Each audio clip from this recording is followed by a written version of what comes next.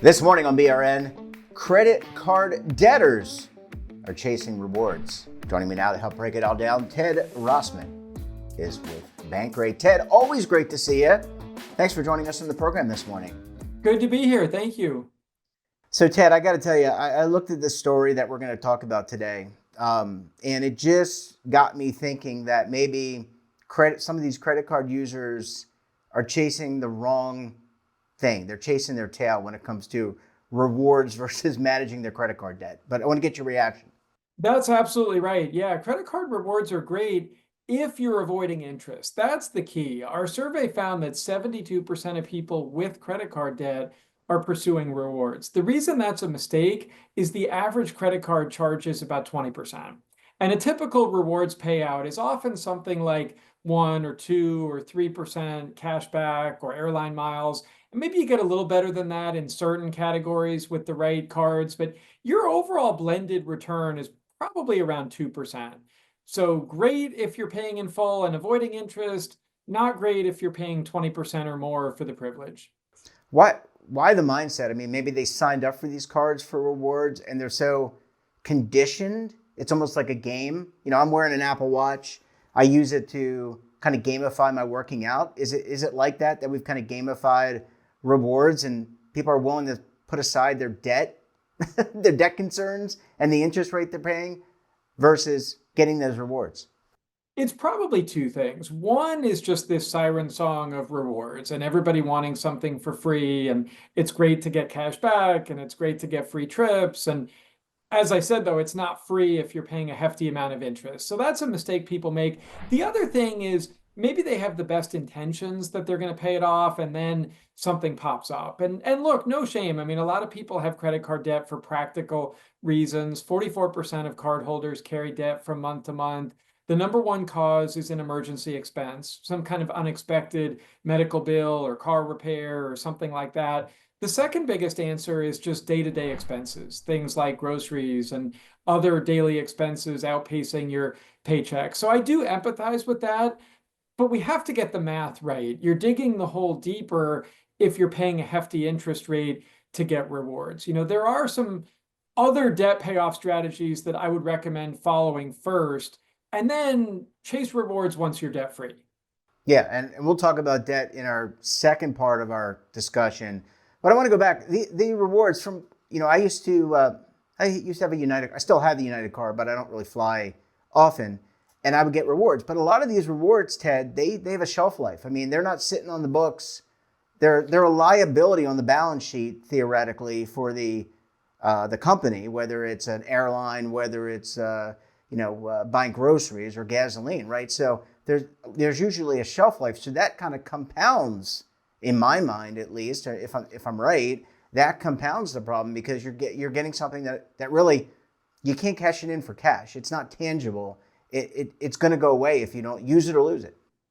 I agree. There's sort of two layers to this as well. One is just outright expiration dates, which sometimes exist. Certain airline and hotel programs, those points and miles will expire sometimes if you don't use them in a year or two.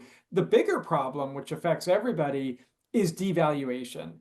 We see this even on cash back cards where inflation cuts into the value. The longer you sit on your rewards, the less they're worth.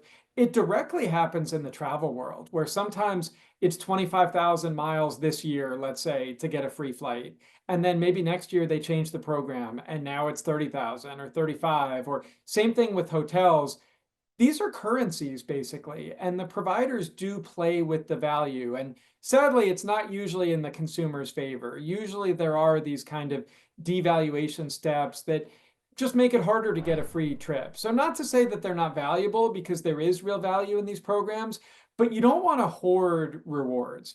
That's another mistake that people make. It's better to earn and burn strategically. You want to actually use these. It's not like your 401k. You don't want to amass like millions and millions of points. You want to actually use them periodically when it makes sense. Yeah, Ted, you ever see the movie Up in the Air with George Yeah, I Clooney? love that one. So you just got me thinking about, remember he was trying to maximize his per diem that he was getting every day. He was on the road 350 or 300 or 360 or 355 or 365 days and he got the million miles. But at the end of the day, he looked back and I think he had the character at least had some some pause. Ted, is there a financial literacy component to this? Because I feel like, forgetting the debt for a second, I'm just talking about the value of something, because you made the comment about currency. There are some countries that don't float their currency. Whole nother issue. Maybe that's a tariff conversation, perhaps. But is this part of a broader financial literacy conversation? And by the way, Ted, it's April is Financial Literacy Month. That's a really important topic. I really wish this was taught more in schools and at home, and it's uncomfortable for a lot of people to talk about money, but we do need to normalize that and get that out there. Yeah, there is potentially a financial literacy component if you don't realize. Maybe a lot of people don't even know what their credit card rate is, and the average is 20%, but a lot of people are paying even more than that. So you really need to get a handle on this. Part of why it's so important is credit card debt is likely your highest cost debt by a wide margin. So for rewards to be worth it, you have to avoid interest, and you have to avoid overspending too. That's another issue. There's been some really interesting behavioral research that shows that there's less friction when we pay with a card or an app. And it makes sense, because when you're forking over hard-earned bills and coins, you feel more pain associated with that. Sometimes people overspend online or just by using their cards because they don't feel it as tangibly. So that's another thing. We've talked about not paying interest. You also want to make sure that you're sticking to your budget. Now, rewards are worth it if you do those two things. If you only spend what you would have spent anyway, and if you avoid interest, maybe start small. Maybe just stick with your grocery bill or some other recurring expenses. If you put necessities on a card and pay it off right away, that's when you can come out ahead. Yeah, I just think it's about well, I mean, I agree with you. I'm not disagreeing. It's about getting people to prioritize what is the most important thing, so you're not under the weight of debt.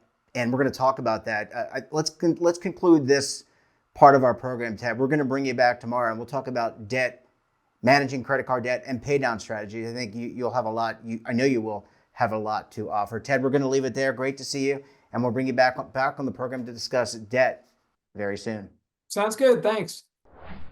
And don't forget to subscribe to our daily newsletter, The Morning Pulse, for all the news in one place.